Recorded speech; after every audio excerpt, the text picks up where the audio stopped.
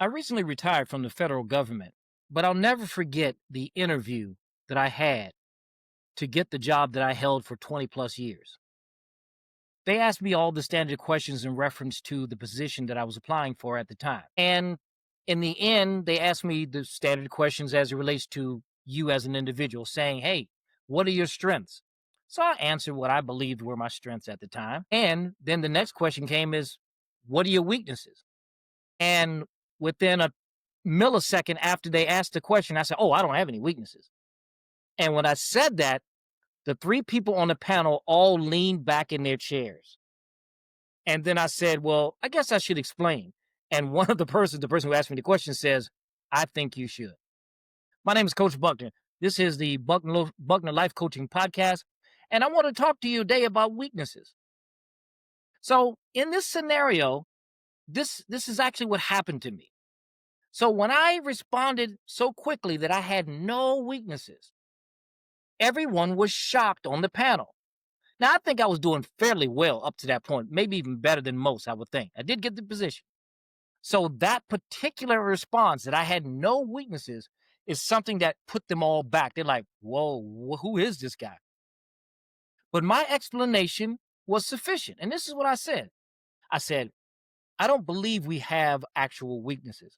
I believe we have areas that God just did not give us.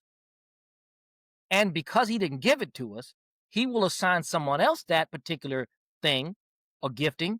And then that compels me to work together with my fellow person to accomplish whatever task or mission that we have. None of us have it all. There's certain things that we just didn't get.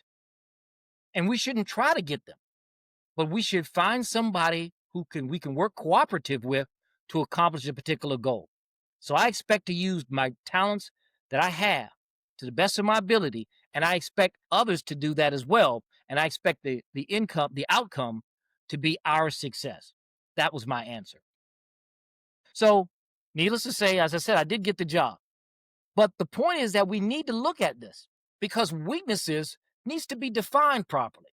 Now, a weakness is something that hinders your progress, something that hinders your upward mobility, something that stunts your growth, so to speak. It's a hindrance. It's holding you back. But when we often think about weaknesses, we do think of something that a person just does not do well. I think in our last episode, I talked about how I was born with dyslexia. Now, I was one of those millions of people that are undiagnosed with dyslexia, right? I didn't understand that I had it until my late 20s. This is after I was already in the military.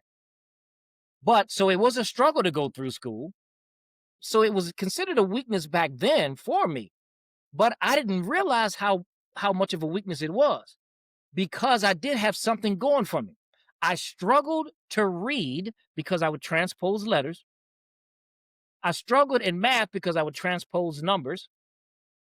But so I had to slow down. I had to slow down to read. So reading out loud, I would just dreaded doing that. But I could read, but I would read to myself so that I could slow the pace down. But in doing so, my memory became excellent. In other words, I was able to retain information very well. And I was very visual as well. I literally, when taking a particular test, once I had read whatever the textbook sections were, right? I would read the textbook, the sections that were assigned to us, and I could literally memorize the pages. So when the test came, and it was not an open book test, I could literally flip through the pages in my head. I could just go, okay, I'm flipping through the pages. Okay. Oh, there it is. And I could find the answer. That was something I was naturally able to do. So my teachers could never figure out why I would do so poorly on the quizzes, but I would do better on the test. It was because I had time to learn the information and then I could see the pages and literally flip through the pages in my mind and get the answers. So was dyslexia actually a weakness? No, because so I had a compensation for that. My memory became a compensator for that. So the same thing holds true for most people who are born blind or either become blind at an early age. Their hearing becomes very sensitive. you remember the movie Ray Charles, played by Jamie Foxx, in one of the scenes, and it's probably a dramatic scene, may not have been a true event, but he's sitting at a restaurant with, I think, his wife or his future wife. He talks about, hey, can you hear that hummingbird outside the window? And he says all these things around that he can hear that she can't hear. So there's a compensation for that. So I don't necessarily call those weaknesses. They are challenging. There's no doubt about that. But it's not necessarily a weakness because it didn't really hinder me. It changed the route by which I would be successful, but it really didn't hinder me. So, but the thing that I want to focus on is the weaknesses that happen to us. So if we don't naturally have weaknesses, and that's my preference, but we do have things that make us weak. We do have things that hinder our process.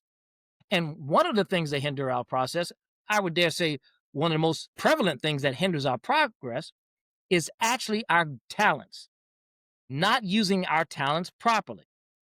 I also shared about how, for me, I have, according to my temperament analysis profile, that I'm high in what we call control. So I express high when it comes to control. I desire to control every situation that I'm in. However, I do well at that. In other words, I do have this ability to be able to control situations, to come to a particular situation, whatever the emergency is, come there and say, okay, fine, let's do this, that. Or I can just take it over and just do it. Now, that is a gifting that I have, but that also can be a problem. It can be a problem when I try to take over things that I'm not authorized to do. So my gifting becomes a weakness. So I was listening to a radio station here in the metropolitan area, DC metropolitan area, BAVA at the time. And this was probably some 30 years ago, maybe. And I was driving along and I was listening to Adrian Rogers' message, and he was talking about David, I believe. Was talking about King David. And he said, King David had an unguarded gift, so it became a double weakness. And I'll never forget it. I tried to find something in my car to write that down, a napkin, a pencil, crayon, I don't care. I tried to write that down. I ended up pulling off the side of the road to find something to write that down. I didn't want to forget that because I believed that to be true 30 plus years ago, that an unguarded gift is a double weakness. It's not just a weakness, it's a double weakness. And the reason it's a double weakness is because it's not something that you do often. No, if it's a gift and you're doing it every day, whether it's subconsciously, you're doing it. So if you're doing it that much and you're not controlling it, then it's a double weakness for you. So you don't want that to be the case. So that's one way by which your gifting becomes a weakness. You don't have it, but it becomes one because you're not managing your gift properly. Now, another way of looking at alleged weaknesses is by the term blind spot. Now, everybody understands blind spots as it relates to driving. So you're driving along, and while you're in your lane, the cars that are in the opposing lane, your left and right lanes of you, can drive up to a point where your rear view mirror doesn't even see them. Your side mirrors don't see them, your rear view mirror doesn't see them. So if you're looking forward and your mirrors are there, you can't even see them in the mirror, but they are literally right beside your vehicle. Not seeing them is dangerous. You could make a move left or right by changing lanes and cause an accident because you just did not see them. Those are blind spots. But the thing about blind spots is this. You can see what's in your blind spot if you just do one thing. Break your gaze forward. If you turn your head to whatever left or right and look to where you know the area is where where your car could be, then now you can determine whether or not it's safe or not. The same thing holds true for the blind spots of our lives.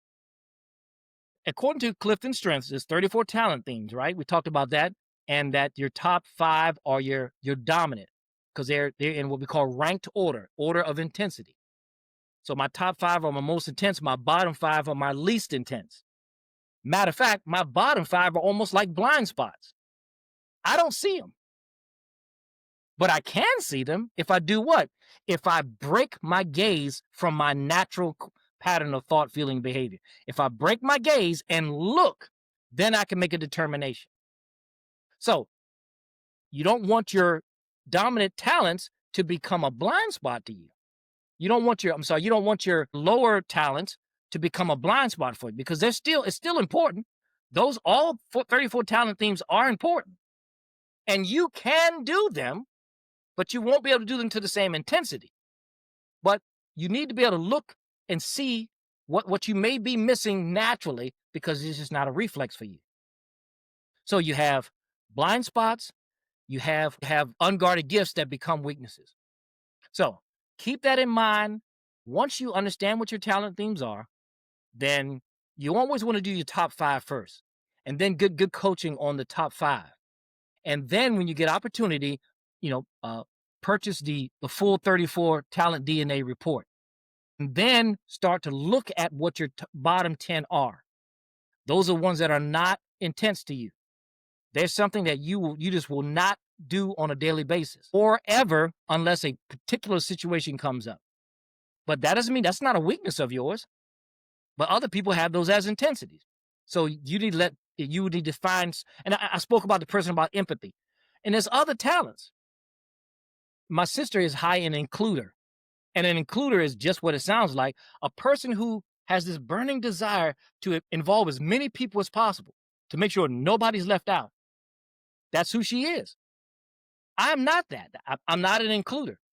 I'm more of a lone wolf in most situations, but that's not good. Matter of fact, my wife was angry at me because I decided to build my own shed in the backyard, and I'm doing it by myself. It's a project for me. Remember, I have achievers, so I love to do things. I like to achieve stuff myself. So yes, I could get help, and I certainly should get help, but I just love to do things by myself. Now, that's me, but I almost got hurt doing it. Why? Because I was doing it by myself. So once again, my naturally occurring pattern of thought, feeling, behavior, I did not manage that and put myself in a dangerous situation because I'm trying to build this shed by myself, getting a ladder, cutting boards, and do all these types of things. So you see my point? All of us are this way. We need to ensure that our gifts, talents do not become weaknesses because we don't manage them. And we need to ensure that those areas that are not intense for us, that we break our gaze and look so that we can now say, okay, it's safe to proceed. Keep that in mind. This is Coach Buckner. We'll talk again later.